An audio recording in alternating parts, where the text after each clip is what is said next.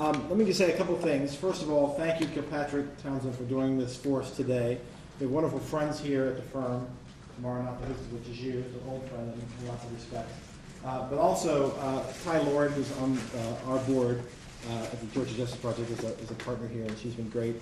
And this firm has been helpful for us in lots of ways, not the least of which, for those who might remember, the backpack involvement in our back-to-school event has been huge. So lots of ways this firm's involved, and this continues to be one more. So thank you for having us and doing this.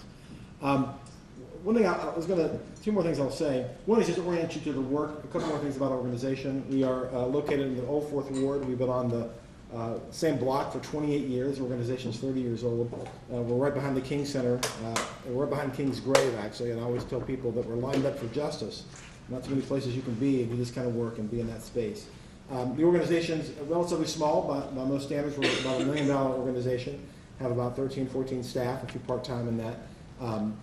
We work with about 1,500 people a year. About 500 to 600 of those are legal representation clients, both criminal and criminal records. And then because we follow our folks after the case, hopefully you got that sense of it from the video, we follow our folks into prison and afterwards and stay with them. That's the other, 900 to 1,000 folks we work with a year. And that doesn't include about the 2,000 to 3,000 folks that we train and talk to around the state on criminal records. Brenda and I and a couple others spend a lot of time traveling around talking to nonprofits, talking to government folks, talking to directly affected folks. That's a whole other bucket of work. It's part of essentially the policy work. So I just wanted you to get a sense of who the organization is and sort of the scope. And the last thing I would say is just, why we do this work. I'm reminded, Brenda and I were driving in to the lot, and the guy on the video who you saw, who goes back further than I do with the organization. I've been connected to the organization for 30 years, but on staff for 26. He works for a parking company, and he was downstairs, and we pulled in, and I saw him. His nickname is Blue, call him Blue. And in seeing Blue working, I knew he's had this job. He's been a supervisor in a parking company. He's had for about 6 years. And seeing him downstairs, I don't know what Brenda felt, but it just reminds me why we do what we do. Seeing him be successful, he's been out of prison for quite a while. He's just a great, great man and has come a long way. And I'm reminded, just coming into this building, of why we stick with people. But the other piece of why we're here is that what I like to say is the intersection of mass incarceration and the internet. Is that getting a job once you've had an arrest or conviction is very hard. But in this country today, over 70 million people have a record. And we've always known that's an issue. Staying with people in prison and afterwards, we've seen that folks who even do everything they can, and they get back out, it's hard to get a job. It was so hard to get a job that almost 20 years ago, over 20 years ago, we started our own company to help folks to get a job and to get out of prison. We had to shut that down during the recession, but the point is that we've been trying to find ways of dealing with this issue of employment and folks who've had a brush with the system. And what I want to say is the internet is that the two things have come together in a way that nobody predicted, is that mass incarceration with so many people being arrested and convicted, along with the freedom and quick access to information, has made anybody's brush with the law available at a touch of your finger. I was talking to somebody from a big company in town recently, and they said that they have their own employees will do Google searches on other employees to show whether they've been arrested and put in front of HR and say, see, you should fire this person. Now, I'm not here as an employment lawyer, but I'm just saying that's how much the information's out there, and that's why this is such a big deal for folks. And let me say this, too, and the last thing I'll say, and I'll turn over to Brenda. And then Brenda said, Doug, you're supposed to say only a couple of things. But Brenda sent me off to court this morning for one of our guys, another guy we've worked with for 16 years. He's a young man. I've known him since he was 15, so I still think of him as a young man. But he's raising his 3 kids on his own, and he has a couple things on his record, and we were going a motion to see it. And he reminded me that in the last year, he's lost 3 job offers because of something on his record that was not even a conviction.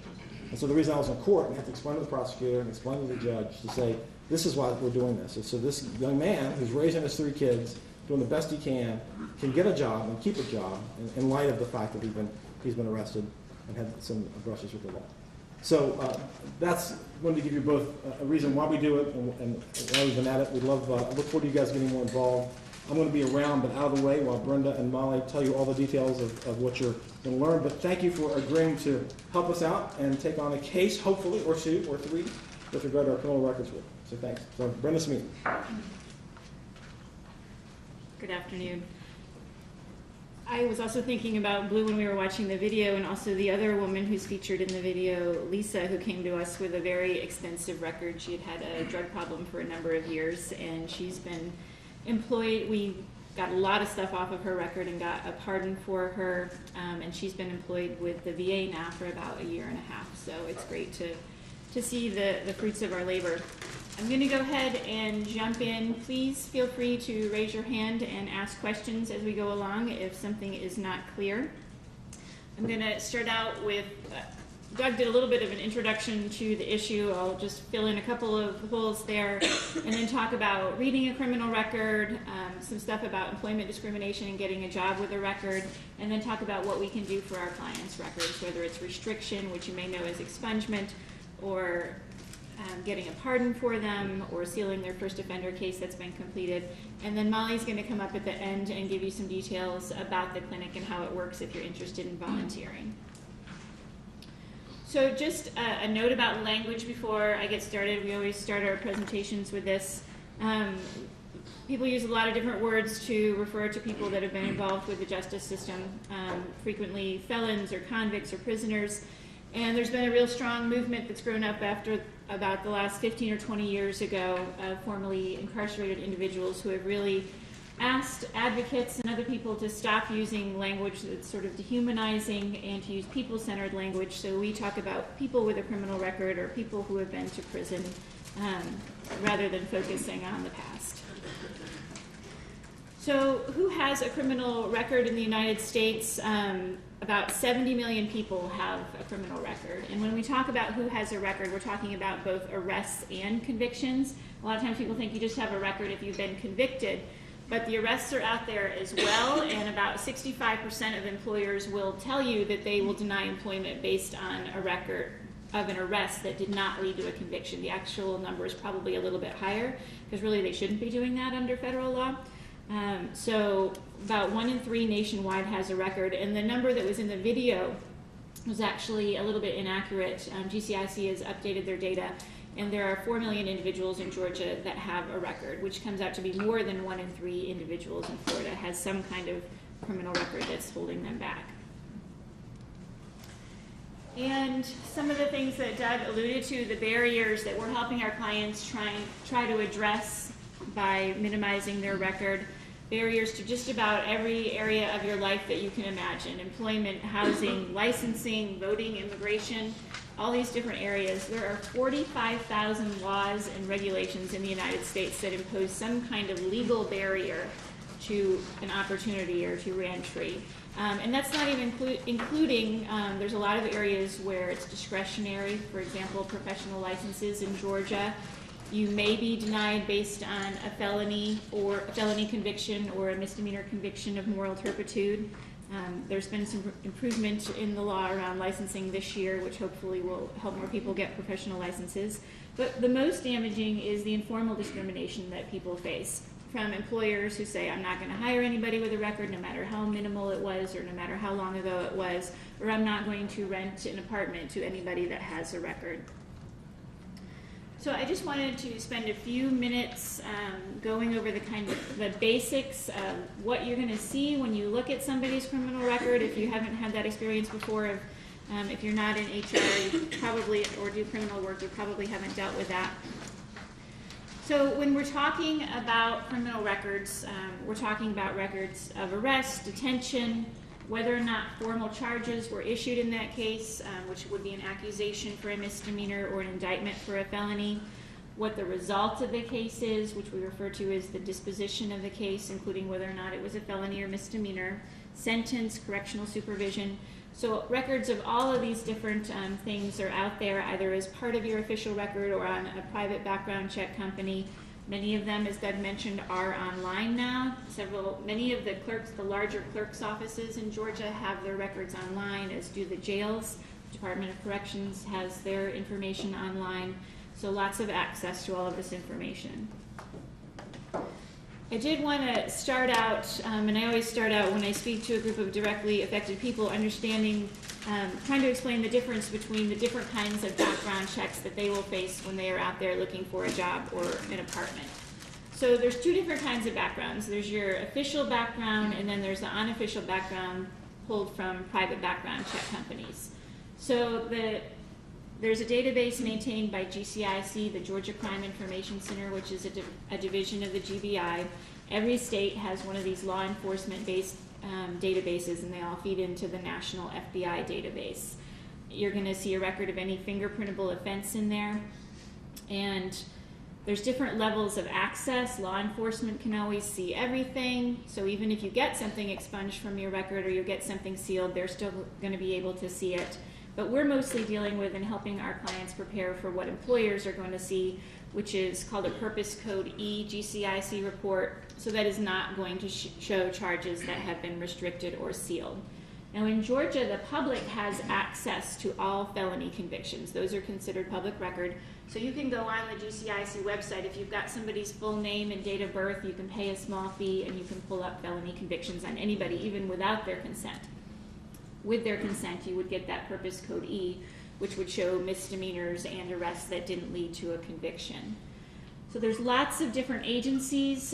There's, I think, about 1,600 or 1,700 different agencies in Georgia that are entering information into the GCIC database, so there's lots of room for errors, and there's also a lot of missing information. They're pretty good at getting the arrests in there, but sometimes they're not so good about getting what the results of the case was, and so we might have to go track down that information to see if there's anything we can do about it.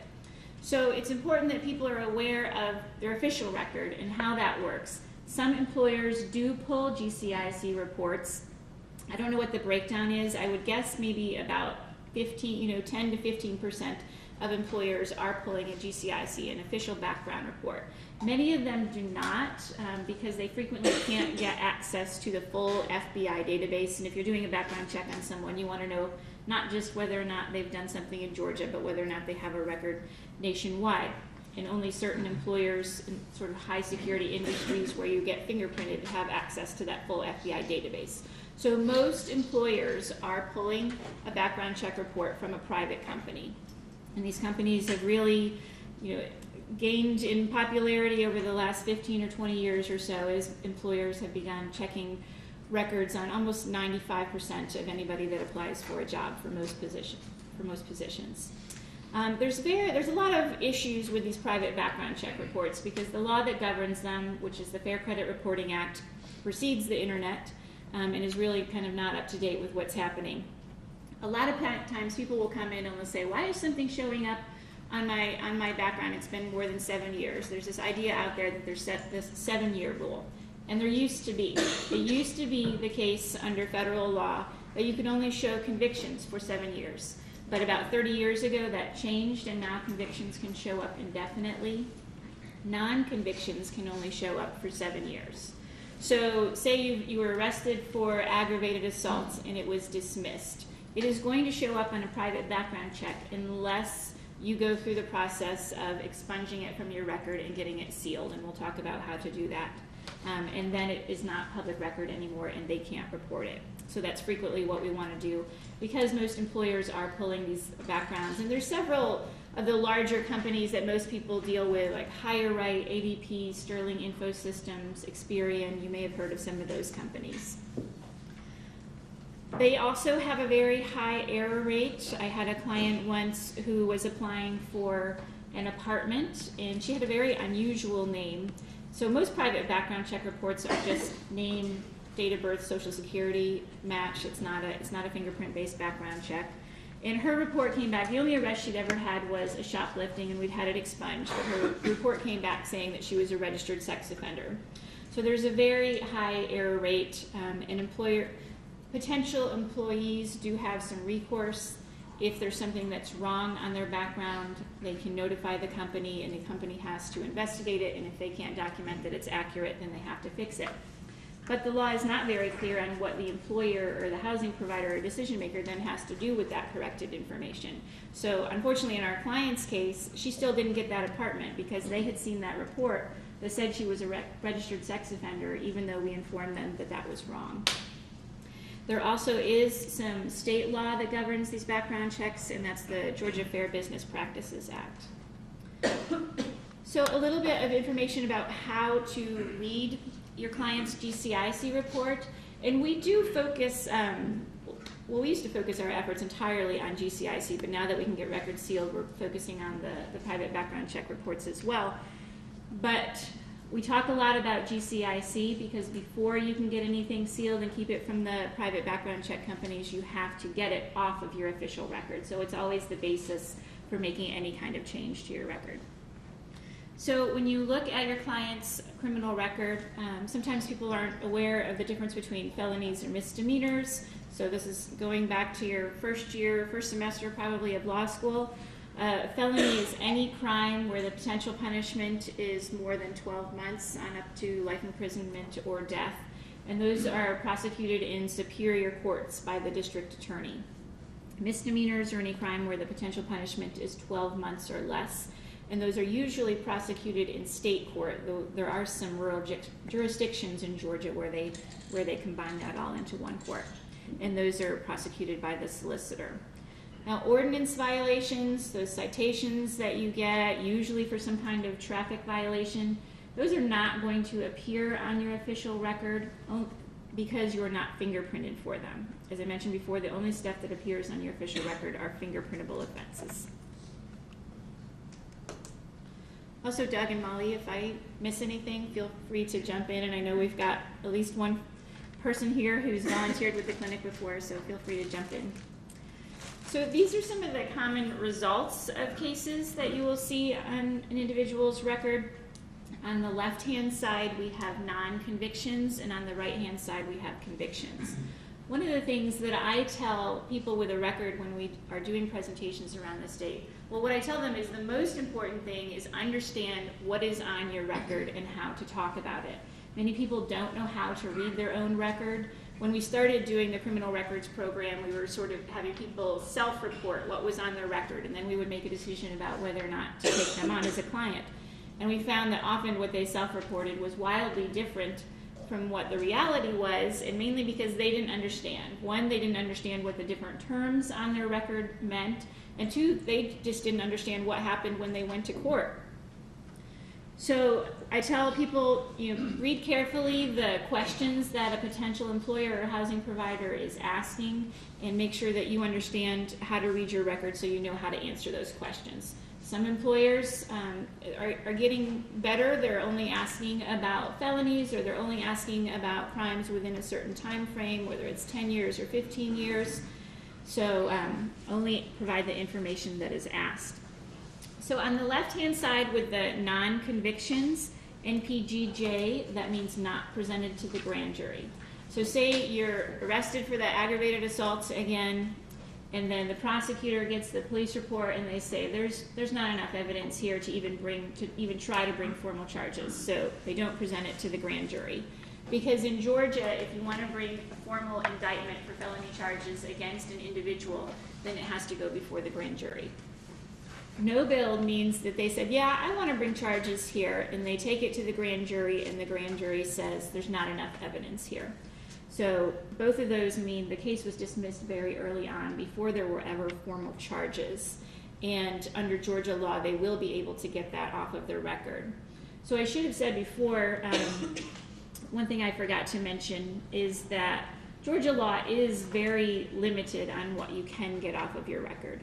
There was a nonprofit organization a few years back that ranked all the different states in terms of how they impose barriers to reentry, and Georgia tied second for bottom. So Alaska was the only state that was worse. So we do make it very difficult, and one of the things that they were looking at is what can people get off of their record, what can employers see, and what can they consider. And in Georgia, what you can get off of your record through the expungement process, which is now called record restriction, is primarily non-convictions. There's one small category of convictions that was added in 2013, and we frequently do those cases through our clinic, so I'll talk about that in a few minutes. But it is mostly that stuff that didn't result in a conviction that we're getting off of our clients' records. So on down the non-conviction side, null pros just stands for not prosecuted. It becomes an official dismissal in 6 months. Dismissal, it's dismissed outright. Dead docket is something that happens a lot in Fulton County, but not so much around the rest of the state. In most of the state, a dead docket or around the country, it means, you know, they can't find you, so they're going to put your charges on hold until they hopefully do find you and they can pick your case back up. In Fulton County, particularly the district attorney's office often uses it in lieu of a dismissal for whatever reason. So they will frequently put a case on the dead docket, but then they have no intention of picking it back up. And it could be 10, 15, 20 years later that we've had to go back and get a dead docket actually dismissed because it is legally a pending case. And some employers, particularly in a high security industry, I had a woman who had a 25-year-old dead docket on a shoplifting case that we had to go back and get dismissed because she was trying to get a job in the banking industry, and the FDIC had very strong regulations about what could be on an individual's record. So that's when a case is put on hold. In Fulton County, they tend to stay there. So one of the things that we ask our volunteers to help with, there's a process under the new record restriction law where you can get that removed and then get it sealed. Acquittals, of course, if you go to trial and you're found not guilty of the charges. It used to be the case in Georgia that even if you were found not guilty, you were stuck with that on your record for the rest of your life and employers could see it. That changed in 2013 through the policy changes that we were able to make. And then first offender, has anybody ever heard of first offender in Georgia? It's Georgia's second chance law, so if you've never been convicted of a felony before and you've never used first offender status, at the judge's discretion, they can sentence you as a first offender. And if you do everything that the court tells you to do, don't get convicted, don't get your first offender status revoked, then it gets discharged or removed from your official record. And as of this July 1st, you can now get it sealed so that the private background check companies can't get it either. So on the right-hand side, we have convictions. If you see these things on your client's record, it was a conviction. And the one that people are most frequently confused about is nolo contendere. They go to court and their attorney or someone at court says, just plead nolo, like it's not a big deal. That does have some weight in the civil context. Can't be the basis for civil liability, but it has no weight in the criminal context. It is a criminal conviction.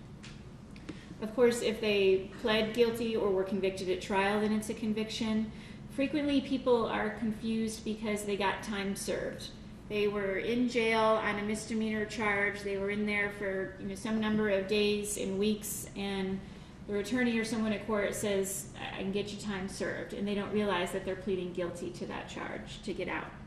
And in most cases, it's not going to come off of their record. Yes, ma'am?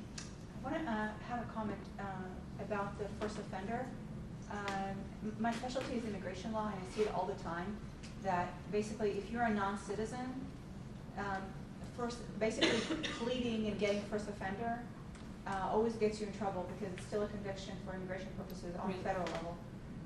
And that's something that is very hard now to get vacated based on ineffective assistance of counsel. Right. It used to be easier, but now it's almost impossible. Right, because the question was or a comment about first offender and immigration. In immigration, they consider whether or not you pled guilty, and during the first offender process, you do actually plead guilty. They just don't enter the plea. So you are admitting to the conduct in order to get that special treatment. So it can be a real issue in the immigration context. So I wanted to just show you briefly, everybody's got in their pile of handouts, and I apologize for killing a good number of trees today, but hopefully these are things that you can go back and look at if you do decide to volunteer. So this is the simplest explanation that I can find out there on the internet of how the criminal justice system works. Obviously not very simple. And I think the sheet that you've got gives you the very most high-level summary of what you can get off of your record. So we're in, when we're in this light blue area, the person was just arrested, dealing with the police, on into the blue area where the prosecutor is deciding whether or not they want to bring charges or trying to bring formal charges and taking it in front of the grand jury. If you're still in those blue areas and your case is dismissed, it doesn't result in a conviction, then in most cases you're going to be able to get it off of your record in Georgia. And we'll talk about a few exceptions. But once you get to the place where you are convicted or you pled guilty, so you're on into the purple area, and then orange where you are sentenced. In most cases, with a few exceptions, you're not going to be able to get that off of your record.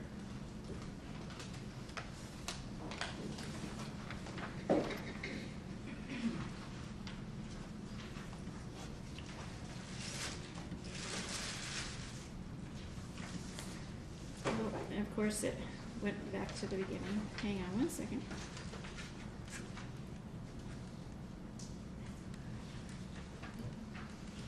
All right, so just a quick slide about juvenile records. We do not deal with juvenile records in our clinic, and it doesn't come up very often in our office. But you are an adult for criminal justice purposes in Georgia the day that you turn 17. So if you get arrested after your 17th birthday, then you are going to be charged as an adult. And those crimes or those alleged crimes are going to be prosecuted as delinquent acts in juvenile court. There are some exceptions for serious violent felonies. You may have heard of SB 440, which passed, I guess, probably about 20 years ago now, where the more serious crimes, an individual can be prosecuted in adult court from the age of 13 on up. So if you're prosecuted as an adult, then it's going to show up on your official GCIC record, and we're not going to be able to get that off if you were convicted. If you were prosecuted in juvenile court, then it's not going to show up for most purposes on the GCIC that employers can see or other decision makers can see. There are some problems with the law in Georgia around juvenile records, but what we have found is that the practice actually tends to be a little bit better than the law. So I've had clients come in where something, they had some sort of juvenile record issue in DeKalb County or Fulton County, and I couldn't even get it as their attorney. They had to go in and deal with it themselves. So I do hear reports from some other counties that maybe they don't do such a good job at keeping that information confidential, but usually it doesn't come up. If you were applying for a job and you were adjudicated delinquent, you don't have to report that as a conviction because it's not considered a criminal conviction unless it was under those SB 440 cases. I would like to show you in your manuals, everybody's got the 3rd edition of our manual at your seat, what a GCIC report looks like. And this is a brief one. I think this individual just has one cycle. A cycle in Georgia is an incident. So every time you're arrested, it starts another cycle or incident on your criminal record. So you'll see on page 10 what the reports look like, and these will, if you assist us with clients, these will be in the folder when you get them, and you'll need to go over it with your client. So on the first page, it will have any names that they may have used, aliases, which frequently are not actual aliases. Sometimes they are. But usually it's just they've typed the name in wrong, or they got the middle name one time and they didn't the other time. And then identifying information onto the second page, physical information, social security, date of birth. And sometimes you will see things like this individual has multiple dates of birth listed, so either it was keyed in wrong when they were arrested, or perhaps they gave a false date of birth one time when they were arrested. So then after you get through you go on down after you get through the identifying information, it says cycle 1 of 1. This individual has only been arrested one time. The first thing you'll see is something called the offender tracking number, which is a number that we use a lot when we go to court and we're trying to get something restricted and we're trying to get it sealed. So that's where you can find that. And you'll see that the date that this individual was arrested. So he was arrested November 26, 2002. And he was arrested by the Gilmer County Sheriff's Office for felony possession of meth, purchase, possession, control of methamphetamines. You will see below that that he was indicted, so they brought formal charges in his case. And then on to page 12, that he was then convicted of that offense and sentenced to 3 years of confinement to be followed by 7 years of probation. And then below that, you'll see a list of all the agencies that individual has come into contact with, arresting agencies, courts, and correctional facilities. Any questions about GCIC reports? This is, when you get the file from us, what you will see in the back of the file is a summary of the criminal history. So it can be kind of hard to read that report even for people that deal with them frequently if the individual has multiple arrests. So you'll see something that looks like this, where we've broken it down for you: when they were arrested, who they were, what agency they were arrested by, what they were arrested for, and what was the result of that case as far as we know. And we will also make a determination on whether or not they appear to be eligible to have something come off of their record. So, and we will indicate that on our summary of the criminal record. So I wanted to talk a little bit about employment issues and employment discrimination, and it goes way beyond anything that we will ask you to do in the course of your work for the clinic, but just so that you can be aware of these issues. If you need to refer someone to another attorney or suggest that they file a complaint with the EOC, the Equal Employment Opportunity Commission, and just, you know, in your own professional life as you are hiring or renting, so that you'll be aware of some of these issues.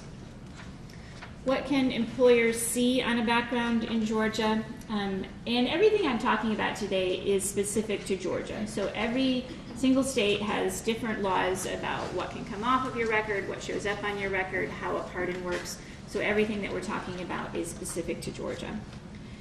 Without your signed consent, as I mentioned before, an employer or a housing provider can see any felony convictions. With your signed consent, on your GCIC, they can see all adult arrests for fingerprintable offense unless we've gone through the expungement process successfully. And they will see convictions, there's no time limit on that, unless it's a youthful offender conviction that we've had sealed. Youthful offender convictions are certain misdemeanors that an individual was convicted of before they turned 21. Sorry, just a clarification. So if you do seal the records and you do the expungement, so then no one else other than law enforcement and yourself can see them? Is that correct? Correct. So it used to be the case under Georgia law that you could just get something expunged and it came off of your GCIC report. Well, as I mentioned, most employers and other decision makers don't use GCIC. They use the private background check reports. So really the big change, the major change in the 2013 law that we were able to help get passed is that it allows for sealing. Once you've expunged something, which is now called record restriction, because they felt like the word expunged implied that the record was destroyed, which has never been the case in Georgia.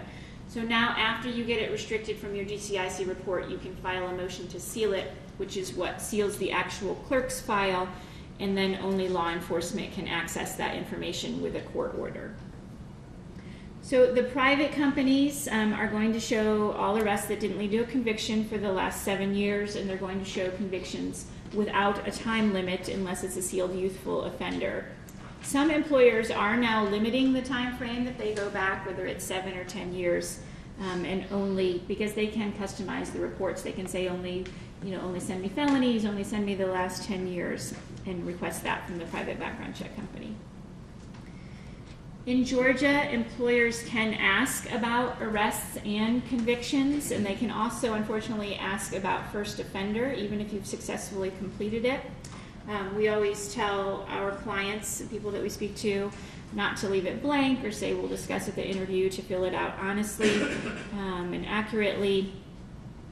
Unfortunately, there are some states where if you get something expunged and sealed and then you're asked, have you ever been arrested? You can say no. It's as if it never happened. Georgia is not one of those states. So if you are applying for a job and they are asking about both arrests and convictions and you've had things expunged and sealed, you should go ahead and report that honestly, because then if it shows up on a website, we do our best, the best that we can to make sure that that information is not out there. But there's always a chance in the internet age that it's going to pop up somewhere, a mugshot or something is going to pop up. So they should go ahead and answer those questions honestly. And what we are hearing from employers is that they are, getting a little bit more progressive in terms of how they consider records. If you've got, more than 1/3 of your adult population with a record, you've got to hire people with records. So they are, changing their criteria, and many of them considering records in a different way. But they do treat the background check as an honesty test. So if you give false information, you don't report an arrest or you don't report a conviction if it's asked about, and then the background comes back, even if they would have given you a chance before, because it was 10 years ago or it was something minor, most likely you are not going to get that job and you're not going to be given an opportunity to present information or evidence of your rehabilitation. Has anybody heard about ban the box in Georgia? Is this a policy that you guys are hearing about? So it's a movement that's been going on for the last 20 years or so. Because when you go to apply for a job, you know, particularly if you're applying for kind of entry-level jobs where you have to fill out your basic application, often the second or the third question is, have you ever been convicted of a crime or have you ever been arrested? So the movement was to take that question off of the initial application. Doesn't mean that employers can't consider your background, doesn't mean that they can't deny you employment based on your background. What it means is that you have an opportunity to make an impression on the employer based on your qualifications and your interview and what you bring to the job opportunity. So there are several states, I think we're up to about 17 or 18 states now, that have banned the box statewide in some form. In Georgia, last February, Governor Deal signed an executive order banning the box, but in Georgia, it only applies to the state as an employer. There are some states, I think about 5 or 6, where it applies to all employers. So if you go in to apply for a job at the Target or some private employer in those states, they absolutely cannot ask about your background until you've been given a provisional offer of employment. So in Georgia, it will only apply to the state as an employer. It has not been implemented yet. We're trying to follow up and keep asking about that and see what they want to do is they want to make sure the job, because there are certain jobs where statutorily you cannot hold that job if you have a certain record. So say if you're applying to be a school teacher, you cannot hold that job if you have a child molestation conviction. So that is something that they could ask up front. So they are working on changing their applications and making sure that the applications for the various jobs have the information that they need to. It does say that only relevant convictions can be used to deny an individual an opportunity. So there are also many local jurisdictions around the country that have passed their own ban the box ordinances, and the city of Atlanta is one of them. So if you apply for a job with the city, they will not ask you until they've given you an offer of employment. They will not check your background until that point, and that is in full effect in the city of Atlanta. So there's no general prohibition on discriminating against people who have a criminal record. Employers are allowed to consider your record. But there is some protection, and it comes by way of Title VII of the Civil Rights Act of 1964, which you may be familiar with in your own practice. It prohibits discrimination against employees and applicants based on race, color, sex, religion, or national origin. And it prohibits both discriminatory practices and practices that have a different impact on different groups of people. So it's clear that, we couldn't say, as an employer, I couldn't say, I'm going to hire white people that have a felony background, but I'm not going to hire black people that have a felony background. You couldn't have two different practices like that. That would clearly violate Title VII. But you also can't have those policies that have a different impact on different groups of people based on these categories. So how that gets us to criminal records is through the category of race. Because there are such disparate arrest and conviction rates in our country, particularly for nonviolent drug offenses, the EEOC, the Equal Employment Opportunity Commission, has recognized that there is a disparate impact of criminal records. So the example I give is misdemeanor marijuana arrest. Blacks and whites use marijuana at roughly the same rates. At some age groups, you're more likely to smoke marijuana if you're white. But nationwide, you're 3.7 times more likely to be arrested for a marijuana offense if you're black. In different counties in Georgia, it's much higher than that. So, for example, in Fulton County, I think it's 7.5 times more likely, and there are some counties where it's 14 times more likely to be arrested if you're black for a marijuana offense. So people of color are more likely to be arrested. Once they're arrested, they're more likely to be convicted, and they're more likely to receive a harsh sentence. So those are the givens, and that's what the EEOC has used to make their decision about disparate impact in Title VII. There are a couple of studies that came out a few years ago about the impact of having a record, particularly combined with race. So this researcher at Princeton sent out sort of test subjects to go out and apply for jobs who had sort of equal resumes and qualifications, and they found some of them were white, some of them were black, some of them were Latino, some of them had a background and some didn't. And what she found is that having a record reduces the chance of getting a call back for a job by 50%, and that the negative impact was much greater for African Americans and Latinos.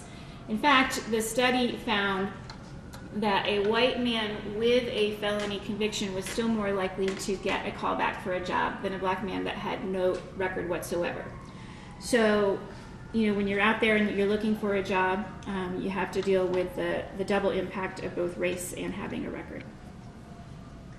So what does this get us in terms of protections?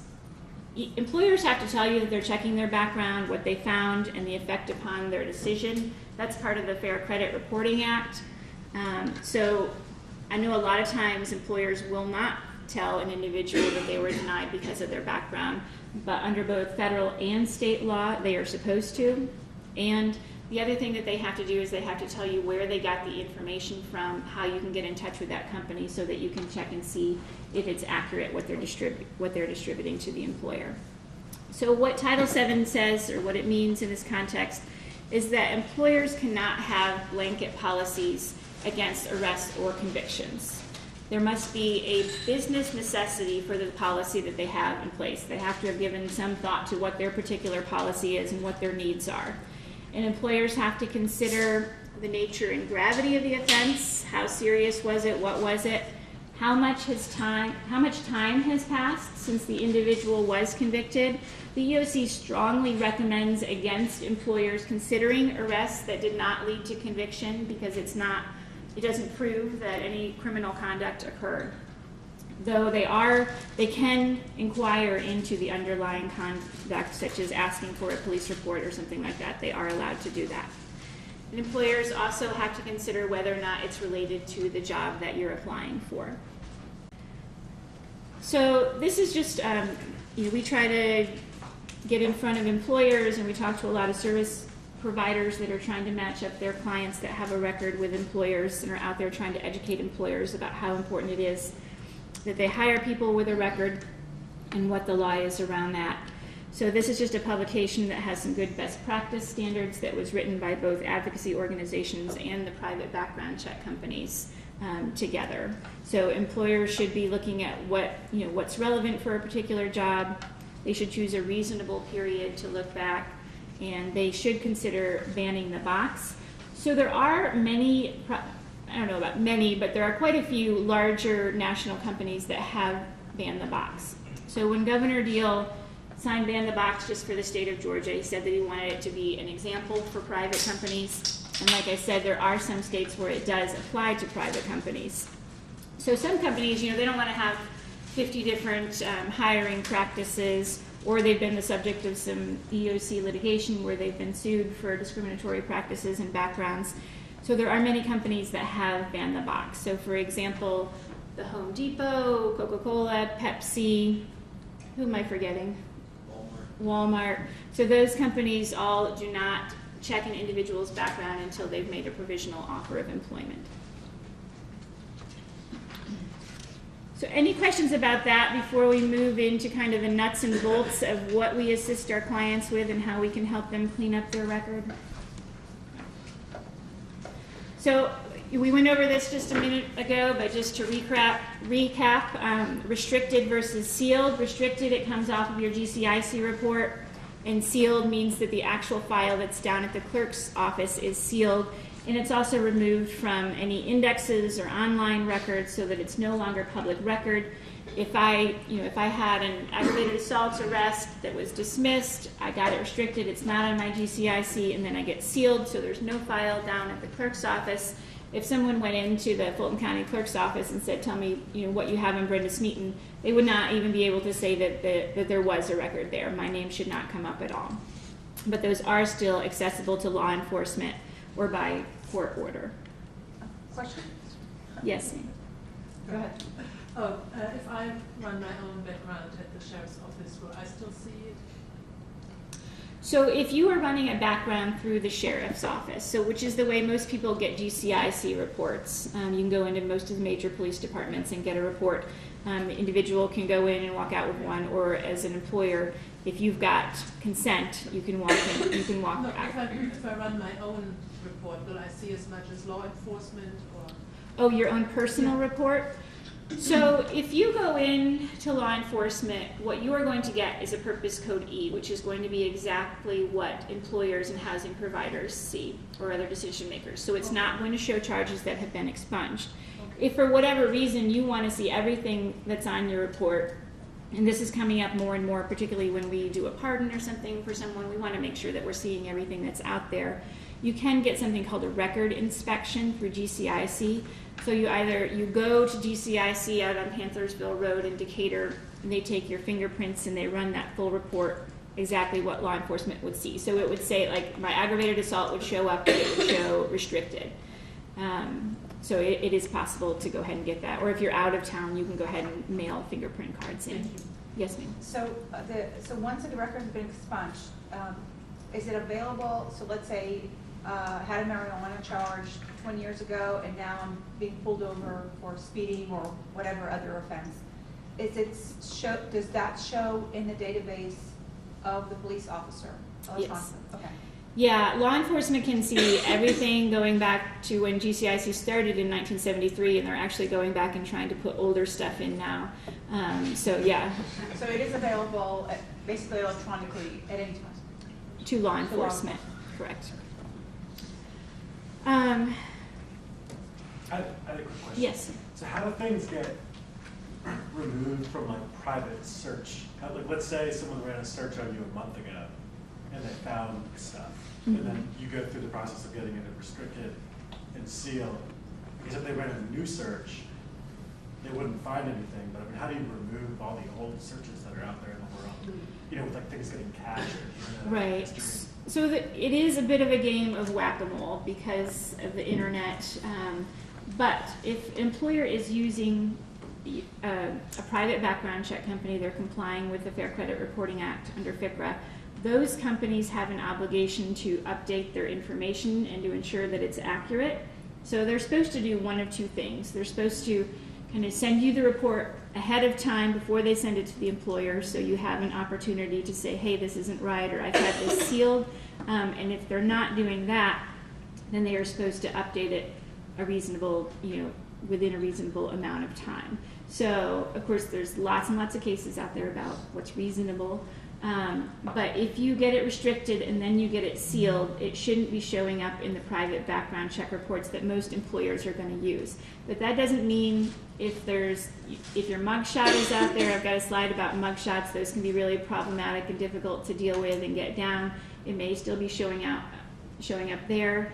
Of course, if there was a news article about your arrest, it's pretty hard. I've heard of people getting Google to take things out of their search engine, but it's not something the average person can do. So there's always a possibility that it's going to pop up, but particularly for the larger companies, because they don't want to be the subject of FCRA, Fair Credit Reporting Act litigation, they should have these pretty strict procedures in place about the company that they're using and how that company is updating its information. If you get it, like say I had my aggravated assault sealed and I go to apply for a job and it comes back on the report. I get a letter in the mail, it'll usually say at the top like adverse action notice. You've been disqualified from employment because you have this violent arrest on your record, this aggravated assault from 10 years ago. So I know that I've had that restricted and sealed and it shouldn't be showing up. The letter that I get has to say how I can get in contact with that company and get them to update their database and take it out. I think they have 5 days to verify that the information is accurate, and if they can't, then they have to reissue a report to whoever they sent it to. But it is not a foolproof system by any means. There's no way to completely just make it like it never happened for sure. Yes, sir. In that instance, what's your remedy? If the reporting company failed to take off something that was expunged and you lost a job opportunity, what would be your remedy there? Is there a remedy? Yeah, there is a remedy under the Fair Credit Reporting Act, and we don't do that. That's pretty complicated litigation, but I've got some attorneys that I can refer you to if that comes up. But yeah, you can. You may be able to recover from the company. We had a client that I referred to a FCRA attorney who her first offender was still being reported even though it had been discharged and it shouldn't. and he was able to get, she lost a job because of it, she became homeless because of it, she was able to show a real impact, and she was able to get a pretty large settlement from that company. Any other questions about that?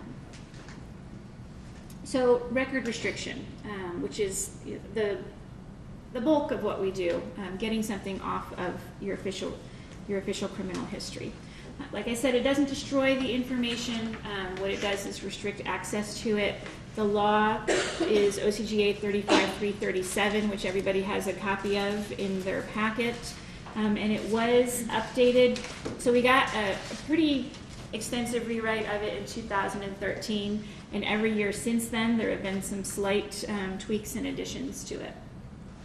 You do have to apply for restriction arrest by arrest. So say I had 5 arrests on my record and none of them resulted in a conviction, I would have to deal with each of those arrests separately. And as I mentioned, you can't deny the fact of the arrest and that we are talking about Georgia charges. If you've got somebody that you know or somebody asks you for advice about getting something off in another state, I always tell people, contact the legal aid office in the county where you were arrested. They may or may not do it, but they probably know, what organization locally might be able to assist with that, because the laws vary widely. There are many states where you can get a conviction off of your record after a certain period of time, even a felony conviction, that are much more open than what Georgia is. So as the years have gone on, we keep adding stuff to this. This slide is getting a little bit harder to read. I apologize for that. I should probably go ahead and split it out into 2 slides now. So as I mentioned, what you can generally get off of your record are the non-convictions, and what you generally cannot get off are the convictions. I said generally because there's always exceptions to everything. So if you've got any of the dispositions on the left-hand side, most likely you're going to be able to get it off of your record. Definitely if the charges were dismissed before there were formal charges, there are no limitations. Under the old law, you couldn't have any similar charges within 5 years and some other limitations, but those are gone. If it was dismissed or null prost or didn't result in a conviction post-indictment or accusation, post-formal charges, in most cases you can get it off, though I will go over a couple of exceptions in the law. Acquittals I mentioned, and then there are some other new categories, reversed and vacated, which isn't something that's come up for us yet. Conditional discharge, which is sort of another form of first offender, usually used for drug offenses or property crimes that are related to drug use. Now, if you successfully complete that program, you can get it restricted and then sealed. They just added underage alcohol offenses, which is kind of a third form of first offender this year. And also, if you successfully complete an accountability court program. Has anybody ever heard of drug court or veterans court or mental health court? So they keep expanding these courts in Georgia and adding new ones. This year they added family treatment court, which is going to kind of straddle both adult criminal and the juvenile system. If you successfully complete those programs, you can get a charge restricted. So it used to be under the old law that you had to wait 5 years until after you successfully completed it. Now you don't have to wait at all. One thing I will say about that is, unfortunately, there are some counties that do their accountability courts post-conviction. So for example, in Georgia, you've got a drug offense. They say we want to put you in drug court. You successfully complete the program, and then the charges are dismissed, or in Fulton County, I should say.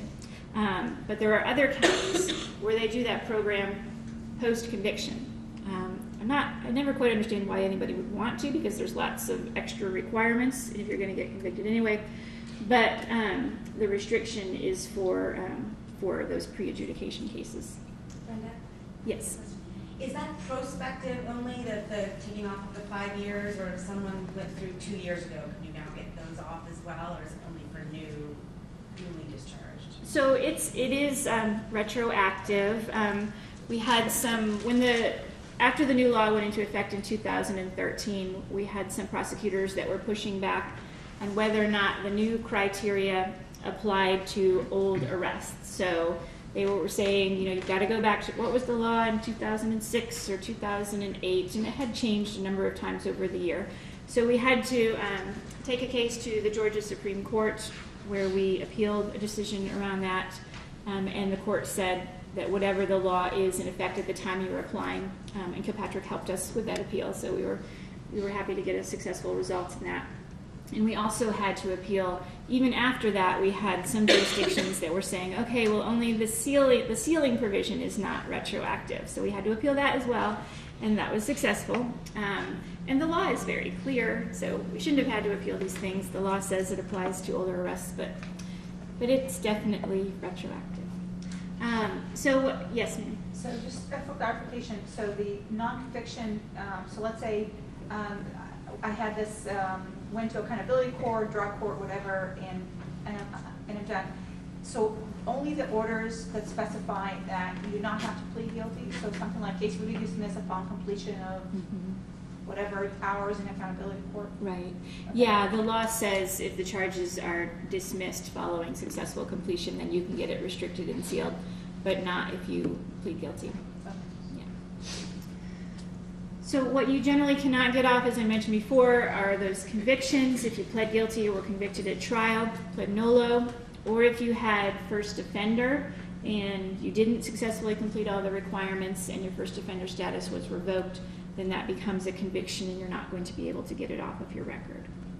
So just by way of recap, non-convictions. If you didn't have any formal charges, yes, you can definitely get it off. If you had formal charges, but then they didn't result in a conviction, 95–98% of the time, you're going to be able to get it off, but there are some exceptions in the law. Well, I shouldn't say 95 because the first one does actually come up quite a bit. But if you pled guilty to another charge in the case, so say I was arrested, I got charged with 3 different things, I only pled guilty to one of them, sometimes people will come in and they're like, how do I get those other 2 things off? Particularly, what will frequently happen, they kind of charge up and the felonies will get dismissed and you just plead guilty to a misdemeanor, or they amend a felony charge to a misdemeanor. Unfortunately, you cannot get those felony charges. So say that my aggravated assault, I was convicted, but they allowed me to plead guilty to simple battery.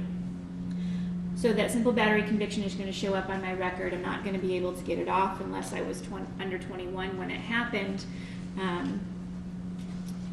So it is going to continue to show up. You can't, the aggravated assault is going to continue to show up for employers, which of course looks very bad to employers. They're going to see aggravated assault, which is a very serious charge. Another one that comes up occasionally is you had a good attorney and they got material evidence suppressed and the charges were dismissed for that reason. Unfortunately, they say that you cannot, the law says that you cannot get those charges restricted then. One that I think occasionally prosecutors have tried to use more frequently is pattern of criminal activity prosecuted elsewhere, because it makes it seem like, oh, well, you had 3 drug charges and you pled guilty to 1, so there's a pattern of activity. But the law is very specific, and what it says is that those charges, the conduct at issue in the charge that was dismissed, was prosecuted elsewhere. So the example would be I was arrested in Fulton County on drug charges. Then the feds came in as one of their programs where they focus on certain neighborhoods or habitual offenders, and they pick up the charges and they're prosecuted there. So the Fulton County case is dismissed. I wouldn't be able to get that off of my record. Or if you had, this hasn't come up for us yet, but if you had your charges dismissed because of diplomatic or consular immunity, then you are stuck with them. First offender is an entirely different process, so I will talk about that, but it does not happen through record restriction.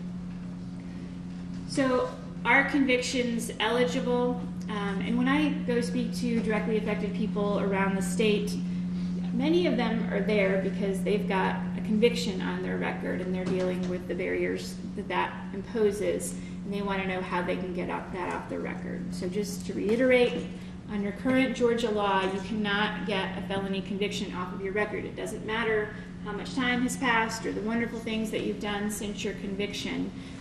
Under current law, you are stuck with that. The exception, which isn't really an exception now, is if it was reversed or vacated, but then it's no longer a felony conviction. Misdemeanor convictions, in most cases, not going to be able to get those off of your record. Also, doesn't matter how long ago it was. The one exception now is those youthful offender misdemeanors that happened before you turn 21. So I will say, yes, sir.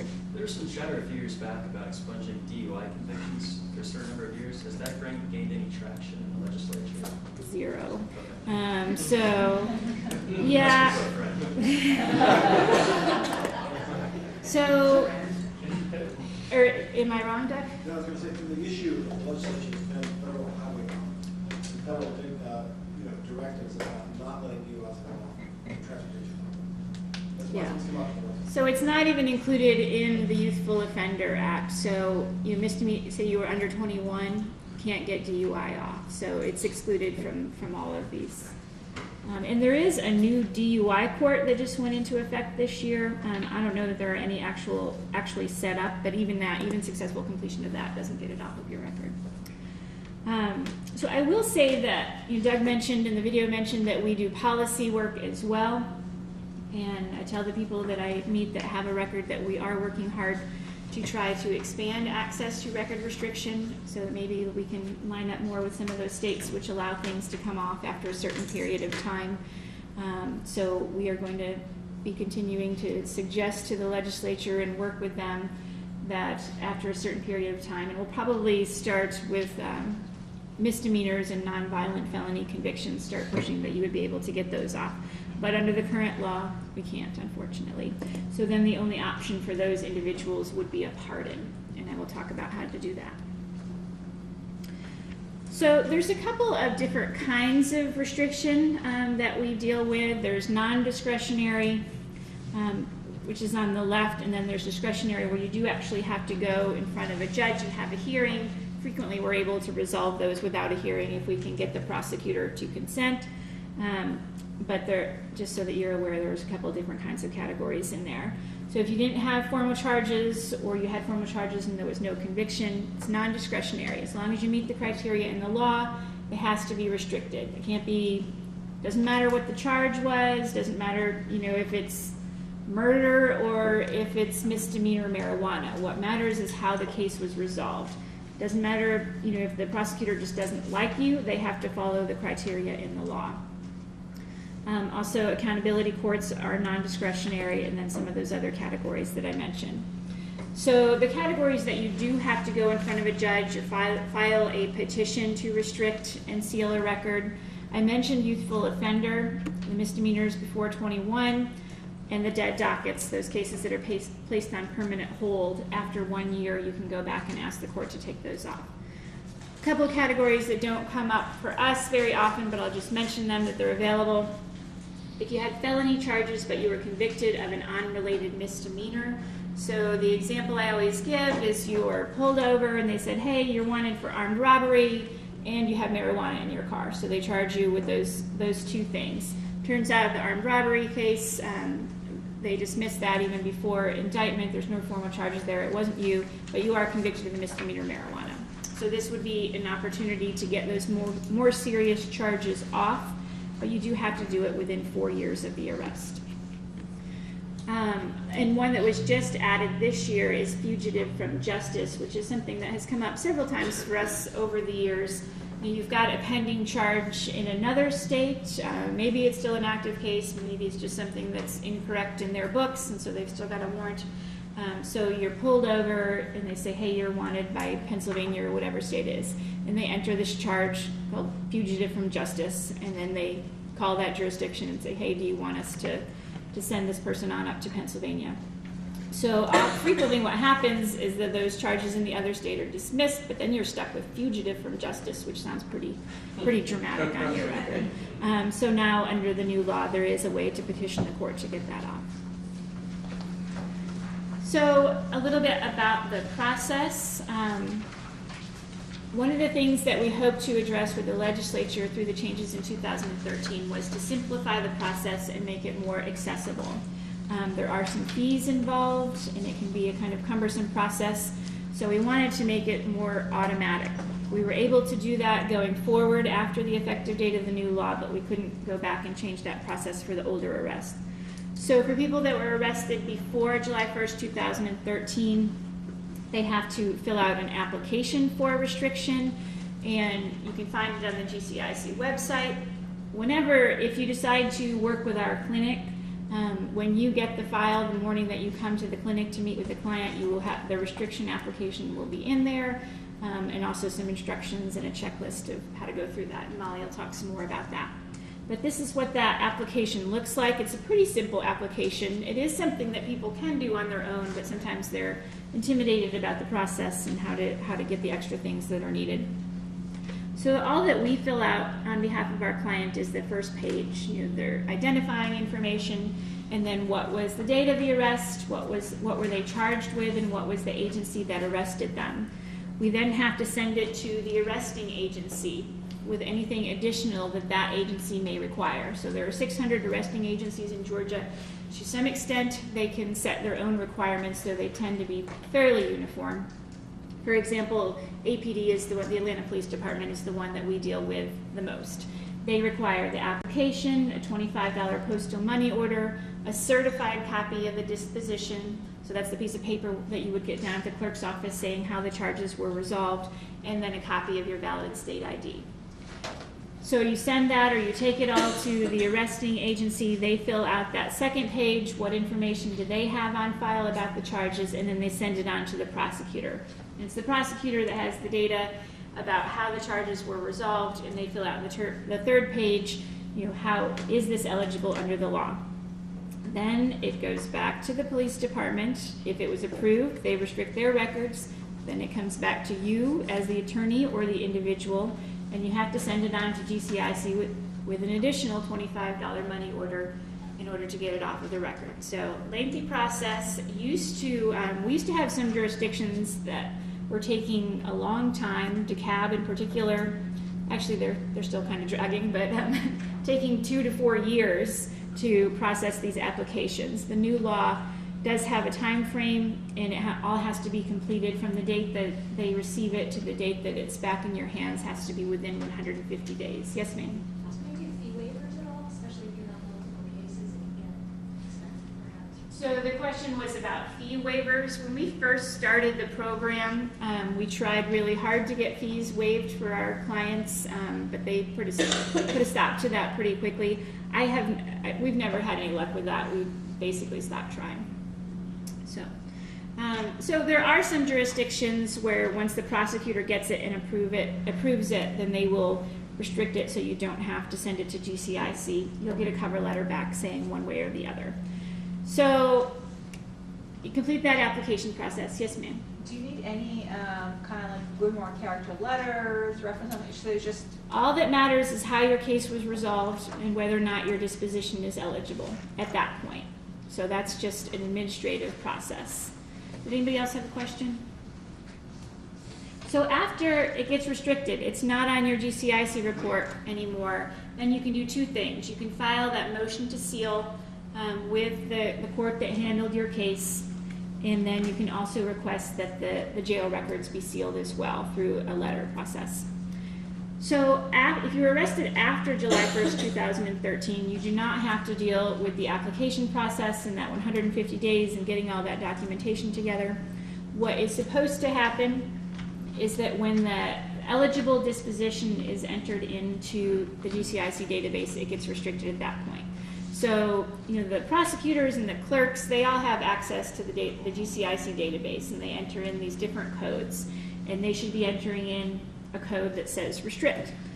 Supposed to. So, we didn't realize, we thought the hard part was going to be passing the law. Unfortunately, it's getting the 159 counties in Georgia to uniformly follow the law.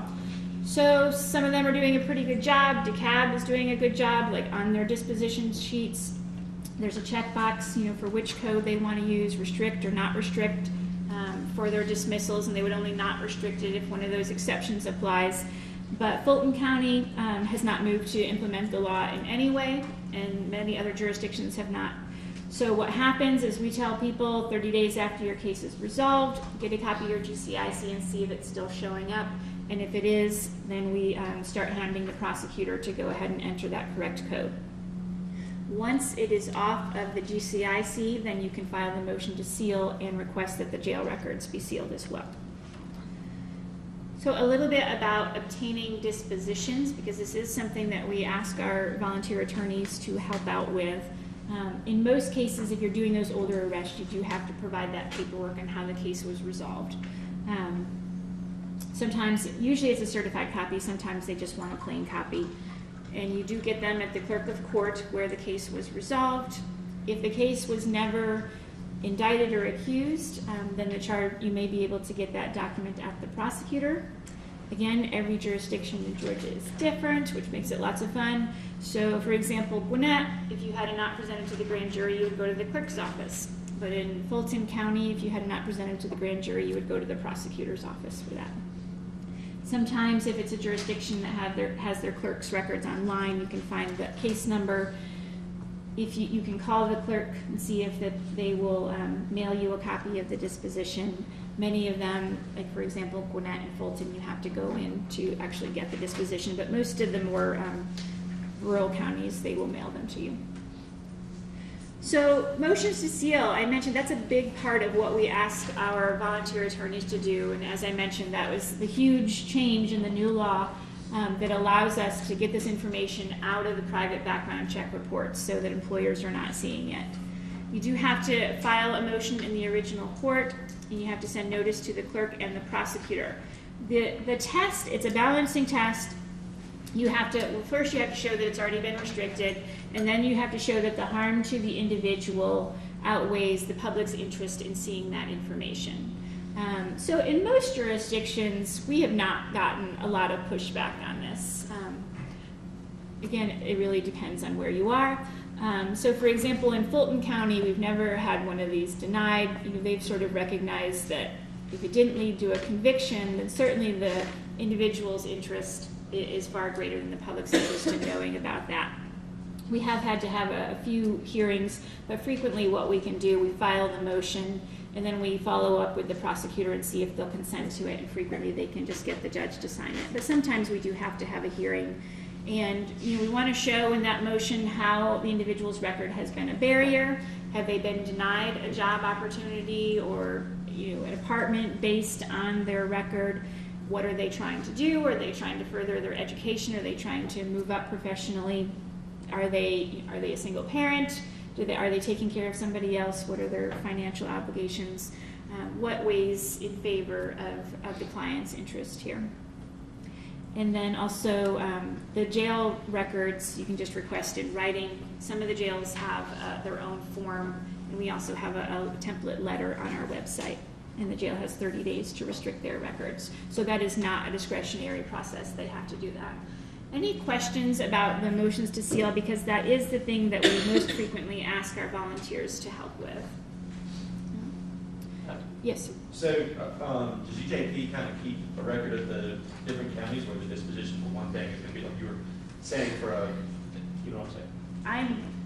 I'm trying. So we have like a big spreadsheet of all the different arresting agencies that we've ever dealt with, but it is 600 agencies, so we haven't dealt with them all, and what we know the requirements to be. So as a volunteer, when you get the file, you will, if you're doing one of those older arrests, you would get an application, and on top of it, it would have a checklist, like you need a $25 postal money order, you need a certified disposition. So as much as we have that information, we include it. We also usually try to follow up. And then there's the issue of like the motion to seal, what jurisdiction is doing it what way, and sometimes that's just figuring it out as we go along. So our attorneys have had very different experiences. I think a Kilpatrick attorney had a judge call him up and yell at him because she said, I've been practicing for 25 years and you're going to tell me how to do my job, because she was not familiar with the new law. But I think the word is starting to get out. But sometimes we do have to do a little bit of education with the court. Yes. One other thing about the motions to seal is you are filing under the original criminal case number, so there are no filing fees associated with that. I did want to, any other questions about motions to seal before I move on from that? Yes, sir. And so who pays the fees, the filing fees? Do you get that from the client? So Molly will talk a little bit more about that. So the only categories where we would have filing fees are those petition categories, those discretionary categories, which do require that you file a motion in Superior Court. If the client is working and able to come up with those filing fees, then we ask them to do so. If they are indigent, then we would file a pauper's affidavit. Sometimes what happens is they can come up with half of it and we come up with half of it. So we work with each client to kind of see what their situation is. We have a small pool of money that we can sometimes use for the restriction fees and the filing fees, and sometimes the firms can help cover that. But there won't be any filing fees for the motions to seal. So one category that is super confusing but necessary to mention are time expired restrictions. So I mentioned that on GCIC reports they're missing a lot of data. The last time they looked at it, they said about 30 to 40% of the dispositions were missing. So they get the record of the arrest in there, but then they don't get the record of how the case was actually resolved. So in an attempt to address that issue, they said that if arrests are left open for a period of time, then they will be automatically restricted. Misdemeanors 2 years, felonies 4 years, and serious violent felonies 7 years. So part of this was kind of a way of pointing out that because under law they're required to put that disposition in there, but it frequently obviously had not been happening. So it was a big wake-up call to lots of the clerk's offices and the legislature that this was not happening frequently. On July 1st, 2013, when the law went into effect, 5.4 million charges, I think affecting 2 million people, were automatically restricted from an individual's record. So this is why if I pull, say I've been working with a client for a while, they came in 2012 and I pulled their record and it looked like this. They had 4 arrests and 2 of them have the disposition in there. I can tell that May 2010 arrest for battery was nil pros, so it was eligible for restriction, and then I can tell that 2012 arrest, they pled nulla to it, so I'm not going to be able to get it off of their record. I have no idea what happened to the first and the third arrest. I don't know if they pled guilty or if the charges were dismissed, so we would have to go get those records before we could even determine whether or not we could apply for restriction. So under the new law, because a certain period of time has passed and nobody ever entered in the disposition, if I pulled that client's record now, this is what their record would look like. So I would only see those 2 charges where the disposition had been entered. So this has good points and bad points. One, I like to know completely what's happening with my client's record. So somebody asked about getting the record inspection before. So sometimes, particularly when I'm doing a pardon with a client, I want to be sure that I know of any arrests that they've had. So I send them over to GCIC to get that record inspection. And sometimes maybe those charges were dismissed and sometimes maybe they were convicted. So GCIC has been working, particularly on the serious violent felony charges, to do the research themselves to see what the results of that was. So I just wanted you to be aware of that. Those charges will still show up on an FBI background check report, and they could show up later if the information is entered. So the discretionary process, the categories that I mentioned, youthful offender, dead dockets are the ones that we would deal with most. You do have to file a civil petition in Superior Court, and you can do that pauper's affidavit. One bit of advice, don't include the client's GCIC, because if the motion were to fail, then we've just made their GCIC public record. So we never attach that. We can refer to it. We can say, I checked their GCIC and the record has been restricted.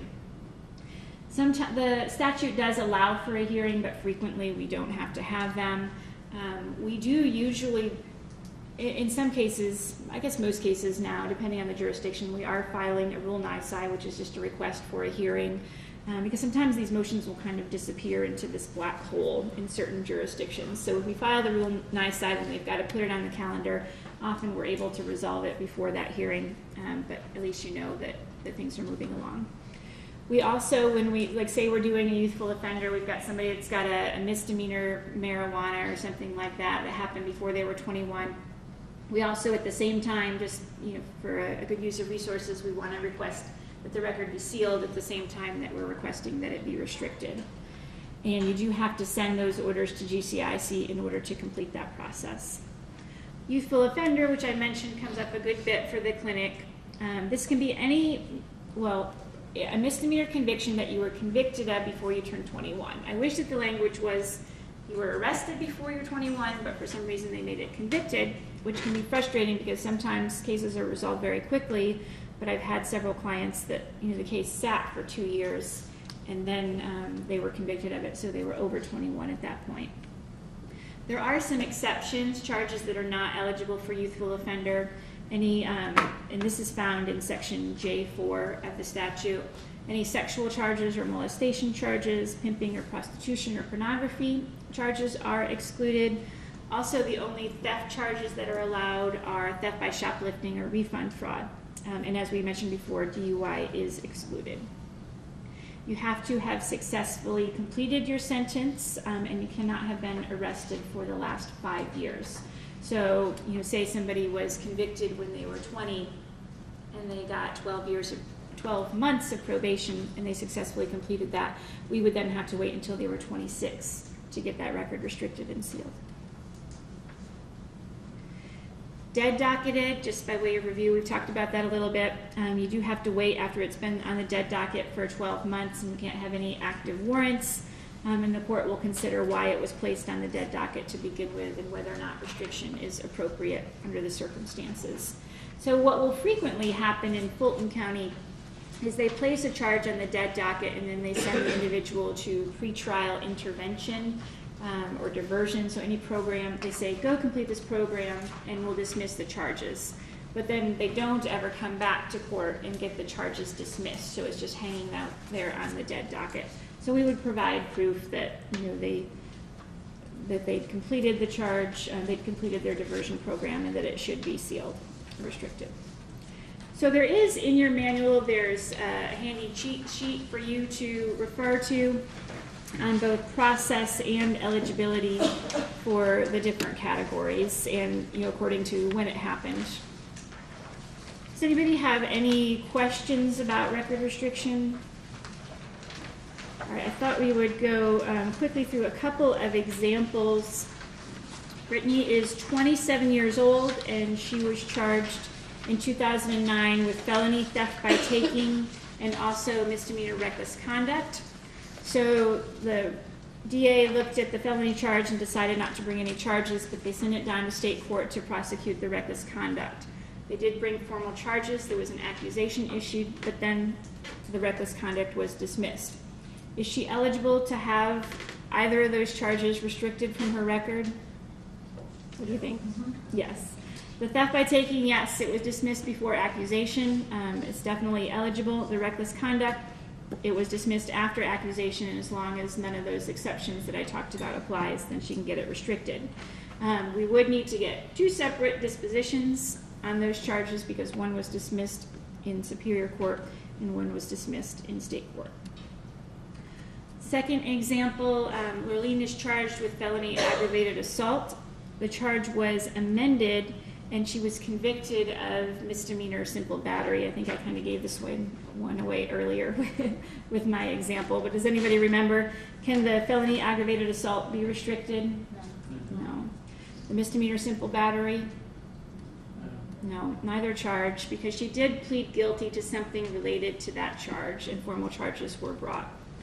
The only exception might be if she was 19 when she was convicted, then possibly we could submit a youthful offender petition and get that off of her record. I mentioned mugshots before. It's something that our people frequently come in asking us for help with. We do not assist with them because it's a bit of a black hole. The legislature has been trying to address this issue for the last couple of years. If none of you have ever heard about this issue or dealt with it, what happens is you get arrested, your mugshot pops up, so you Google yourself and you see a mugshot and they'll say, we'll take it down for $400 or $500. So you pay the fee and then it pops up on another website, probably run by the same individual. So it's really extorting people. The legislature passed a law in 2013 that said that they couldn't charge to take them down if the individual was eligible to get it restricted, but this was almost impossible to enforce. We tried a couple times. These companies are pretty sketchy. You have to send a certified letter to the company asking that it be taken down. and just finding where they are. We did Google Earth to try to find this one company with the address that we had. It was like a burned out building in Belize. So it was very difficult to track them down. So the legislature went back at it in 2014 and tried to do a more systemic approach, and the new law prohibits the arresting agencies from posting the mugshots online and says that a company can only get them if they certify that they're not going to be charging for removal. So the companies are still sort of resisting this. They're saying, you know, the state of Georgia doesn't think the Constitution applies to them, and then they hang up the phone on us. So anyway, it's an issue that's out there. You can try to assist with it, but we are still, I would say, looking for a better system-wide solution. Not something that we ask our volunteer attorneys to assist with, but just so that you're aware, frequently even GCIC reports have mistakes on them. I mentioned that the private background check reports have mistakes on them about 30 to 40% of the time. GCIC, you've got those 1,600 different agencies entering information in. There's a lot of opportunity for mistakes. So an example, we had a client once was arrested for driving with a suspended license, but the charge code was keyed in wrong, and so their record said felony possession of bomb-making supplies. So that's what was showing up on their record, and they didn't realize it for 7 years. So there is a process in the statute to correct those things. You have to go back to the original agency that put that wrong information on there, and if they refuse to do it, then you can appeal that decision. The other kind of mistake that comes up sometimes, which is much more difficult to deal with, is identity issues. So GCIC is a fingerprint matched database, but sometimes there will be arrests on an individual's record where they're like, I have no idea what that was, I've never been arrested for it. So that's something we send folks to GCIC, and they can do a record inspection and see if the fingerprints match their fingerprints. So first offender, previously was not something that we asked our volunteers to help with very much, but we were able, over the last couple of years, we've been able to get some major revisions to the first offender law passed, so there are some opportunities to help out here. So we mentioned it before, it's Georgia's second chance law. You do have to plead guilty, but if you successfully complete your sentence and don't get revoked, then the sentence goes away. You were never convicted. It doesn't have to be reported as a conviction. And it's supposed to be what's called discharged from your GCIC criminal history. So the law also says that employers can't discriminate against you based on a successfully completed first offender case. So there were a lot of problems with this. One, process problems. Frequently the order of discharge was never completed, so it would still be showing up on an individual's GCIC, and we would have to go back many years later and deal with that. Second, even though the law says employment discrimination isn't allowed, there is case law that says, but if an employer does discriminate against you, you can't sue them, which basically made it useless. And then thirdly, the records were still available at the clerk's office. It was like there's a red stamp that goes on there that says, this person's been discharged and you shouldn't hold it against them. That stamp has no legal weight. So the private background check companies that get their information from the clerk's offices, because they don't get their information from GCIC, were still reporting them, and frequently reporting them as convictions. So we worked with the legislature to do a rewrite. A couple of things got passed last year. One, an individual has to be informed if they're eligible for first offender. One thing that we were finding frequently is that attorneys or the court would not inform an individual about first offender on a misdemeanor. They would say, well, they would think maybe you should save it for your felony, but not everybody's going to get a felony. So it has to be the individual's choice. So now everybody has to be informed whether or not they're eligible. The other thing that passed last year was a retroactive first offender statute. So it has been the case that if you didn't receive first offender when you were first sentenced, there was no way to go back and get resentenced as a first offender under the law. We would occasionally try to do it, and sometimes we could slip one through in a couple of counties, but generally it wasn't allowed. So the law that went into place does allow that to happen, and I'll talk about the specifics of that And then this year, they put together a committee to look at the First Offender Act as a whole and deal with some of those other record keeping and sealing issues. So now when you're sentenced as a first offender, you or your attorney can request that the first offender record be sealed at the time of sentencing, which would be great because then it keeps it from getting out there at all. That is up to the judge, but you can also potentially get it sealed after you've successfully completed the case. So the things that we might be asking you to help with are the retro first offender cases. We've had a lot of people come in asking us for this. So for us, the ideal client is somebody that probably only has one thing on their record. They should have been offered first offender. They haven't been in any trouble since then. They would have been a great candidate. They successfully completed their sentence, and getting it off of their record would make a big difference for them. So what the law requires is that they weren't informed of their first offender eligibility, and much to our disappointment, it requires that the prosecutor consent to filing the retro offender motion. Those do have to be filed in Superior Court. So what we hear from around the state, some prosecutors are open to this, and I had a call from somebody the other day that said, Cherokee County, they're like, no way, we're just not doing it as a matter of practice from the prosecutor's office. So I think there may be some potential legal challenges there on the extent of the prosecutor's discretion, or if they have discretion, they have to actually exercise it in a meaningful way. But right now it does require reaching out to the prosecutor. And the test is a preponderance of the evidence standard. Are the ends of justice and the welfare of society served by resentencing this individual as a first offender? So again, making that same kind of argument that you would make in sealing. What's the harm to the individual versus the public's interest in knowing about this? And then also you can go back and if you successfully complete your first offender case, you can now get it sealed, which would keep the private background check companies from providing that information to potential decision makers. And that is just does the harm to the individual outweigh the public's interest? So we will definitely be asking volunteers to help out with both of those categories. Any questions about first offender at all? Yes, ma'am. Just as a comment, I've seen that in Gwinnett County now at state court, they will have to sign that they were even offered first offender for misdemeanor. Please. Yeah, so the law does now require that they be informed. So it should be the case that generally people are informed now and they can make that decision. So this was really meant to kind of address what's gone on before where the individual was not offered first offender. If an individual was convicted of a felony, there's no option to get something off of their record, but they can get a pardon. So I'll just go through this very quickly. We do sometimes ask our volunteer attorneys to assist with this. A pardon does not remove anything from your criminal history. What it does is it gives you a certificate of rehabilitation from the state, issued by the State Board of Pardons and Paroles. It is for Georgia convictions only.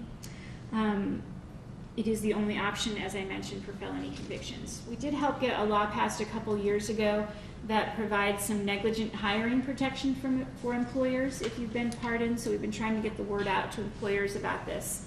So it says, if you hire somebody who's been pardoned, then the assumption is that you've done your due diligence in screening that employee and they've been rehabilitated, and somebody who is suing based on an incident would have to overcome that presumption. So there's 4 different kinds of pardons. The one that we would ask you to assist with is a general pardon. So you can get your certain rights restored after 2 years. So this is 2 years after you complete your sentence, so you're off of probation or parole.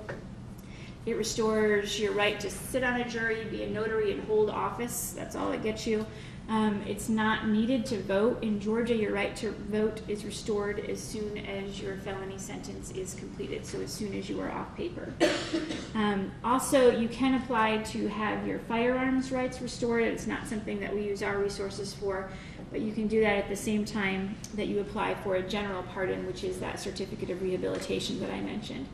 Last year, they came out with a new kind of pardon, which is for registered sex offenders, and you have to be 10 years off of paper before you can apply for that. So the one that we would be asking for help with, we used to not assist with pardons very often. The application was pretty simple. An individual could complete it on their own, but it's gotten a lot more complicated. They ask for lots of different information, education information, documentation about that, military service, employment history. Have you ever been fired from a job or quit under allegations of misconduct? Any substance abuse, mental health history? What kind of treatment have you received? Ever have any debts that are in collection? So lots of information. So it's helpful to have an attorney to just help the client kind of shepherd all that information together and fill in all the answers that they're asking for. And it does also ask for the client's version of the offenses that they're asking to be pardoned for and the justification for the pardon. So, you know, what was going on with the individual then? What have they done with their life? How have they demonstrated rehabilitation? So firearms rights, as I mentioned, is not something we help with, but they can apply for that at the same time. So I will turn it over to Molly now. Any other questions before? Josh and Tina, come on up. I'll let y'all go first. My name is Molly Scott, and I'm the legal volunteer coordinator at the Georgia Justice Project. So my job is to manage the clinic and get you volunteer lawyers to sign up for the clinic and run that program. And I have two Kilpatrick lawyers up here with me, Tina and Josh, who have both volunteered at the clinic over the past couple of years. So I'm going to have them share brief experiences, and then I'll tell you about the nuts and bolts of the clinic. Hi, my name is Josh Hess. I'm an associate here at Kilpatrick. I took the first set of cases, or so far my only two cases, from the Georgia Justice Project about a year ago, or maybe a little bit less than a year ago. I represented two people who had previously made some mistakes and gone through dark periods in their lives and were trying to better themselves and found that their criminal record history was an obstacle to getting employment. And they came to the Georgia Justice Project for help sealing their arrest records, and I took those cases on. I helped them get their records sealed through the centralized Georgia GCIC database, and then filed motions in a bunch of courts across Georgia to seal the courthouse records of those arrests. I had sort of mixed success. I found that some courts were more receptive to the motion than others. I think the courts around here are pretty receptive, whereas some that are sort of further away from Atlanta seemed a little bit more hostile to it. But I really enjoyed the experience. I ended up in court once. I got a phone call from a judge once, which was a bewildering experience, to say the least. And it was a good way to help people who I thought were genuinely trying to turn to better themselves and put the past behind them, and for whom I could materially improve their circumstances by helping them restrict these records. At the same time, the work, it was relatively discreet and manageable. It wasn't the kind of case that was going to mutate into something unmanageable, and so that combination of things made it a really great experience, and I enjoyed it. Sure. Okay, so I did two cases. I think I did the first clinic. Am I right? So I did the first clinic and took a case, and I'll tell you a little bit about that one. One of the things they give you when you go to the clinic is a little box of tools, and I believe included in there were some Kleenex. And I was the one that needed them by the end. A young woman came in. She was the age of my children, so that made it very personal to me. She came up from South Georgia, even though we could have done a phone conference, because she wanted to meet me. She wanted to set the stage for a relationship. She explained her story very calmly, very eloquently. She was very composed. She was one of those kids who grew up with a welfare mom, and it wasn't clear to me whether the mom raised her or the other way around. But she sort of brought the mom up to better living circumstances. She did well in high school, graduated, found herself at Walmart one day with a friend, acquaintance friend. She paid for what she was buying, went through the line, and her friend came behind her and had shoplifted. So they stopped both of them, arrested them. When the hearing date was set, the friend didn't show up. So my client was the only one who was there and caught the full wrath of Walmart. She was convinced that she should plead, and let me be clear, she showed up in court by herself, barely 18. No mother, nobody. My kid, had they been there, first of all, we probably wouldn't have been at the hearing, they would have been lawyered up, and it would have all been taken care of by me magically in the background, right? But she didn't have that support. But again, she did really well after that. She did her community service, she got her associate's degree in business, and she was really doing well, but for the fact she was grossly underemployed. She kept getting these sort of part-time factory jobs, part-time because that way they didn't have to give her benefits. She wanted to work in accounting. They didn't like that because that would come up on her record. She wanted to alternatively work in a nursing home and be a nurse's aide. They didn't like that because she might steal from the patients based on her record. So she desperately needed this to be cleared up on the youthful offender aspect. So we got it done. We were dealing with a remote judge, well, America's, I think that's remote for inside the perimeter person. But anyway, got calls from the judge, had a little trouble sort of helping them do their first case of a record restriction, allegedly. Anyway, it was a really incredible experience, and when I called to tell this client that it had been taken care of, I don't think anybody had ever helped her before. It was very touching. Her response was pretty incredible. So, you know, I gained more from it than I gave. So that's it. Thank you both very much. You have been very valuable assets to our program, and we hope that it helps you to hear kind of some real life stories from clinic volunteer lawyers. So just some nuts and bolts. The clinic, we look for any Georgia authorized lawyer, you know, if you're licensed in the state, whether you work for a law firm, whether you're retired, whether you're new and looking for work, you work for a corporate legal department, and any of the above. We look for about 5 to 7 lawyers to commit to each of the dates, and we do have the clinic just one Friday morning a month. And at the clinic, you'll be matched up with 1 or 2 clients. These cases are pre-screened. We have already gotten an application filled out by the client, as well as gotten their GCIC. So based on those 2 pieces of information, we have agreed that GJP or one of our volunteer lawyers will assist the client. We hope, of course, after you meet with the client at the clinic that you will, assuming that conflicts are cleared, that you will be able to take that client on as your own, but you're not committed to take on that client as your own if you come and volunteer at the clinic. The types of volunteer files are exactly the ones that Brenda has been talking about. You know, they're the new clients that you help out from the record restriction application onto the motion to seal, onto the sealing the jail records. They're also those clients that have already gotten their record restricted, gone through the application stage. So you start off with the motion to seal. There are youthful offender petitions, there's pardons, and then also the first offender issues.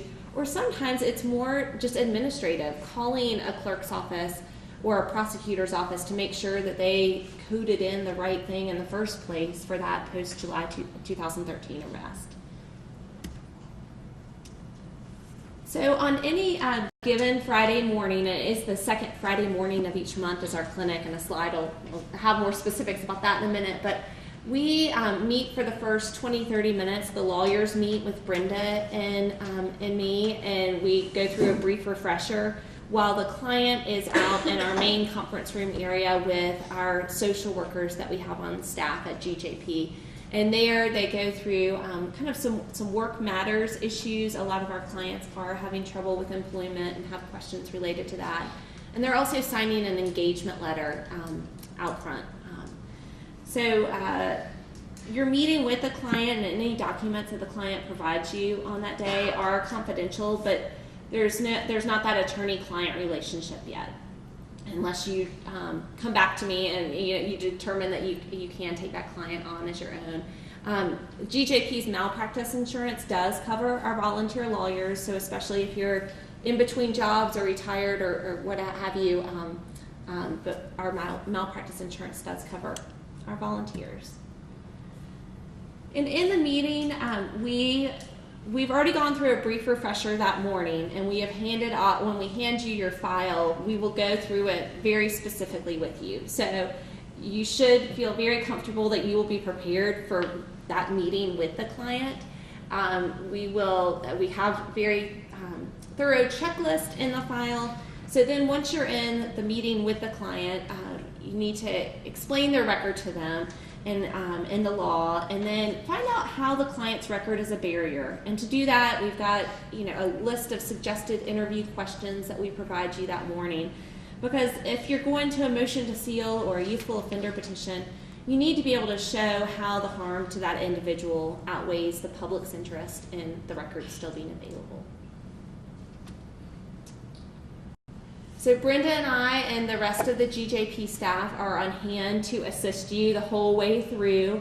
We do have a pretty thorough clinic webpage that has motions to seal, youthful offender petitions, all the kind of templates that you could need, as well as a reimbursement form if you do have to front some fees that you need to be reimbursed. And we do have the manual that you've received today.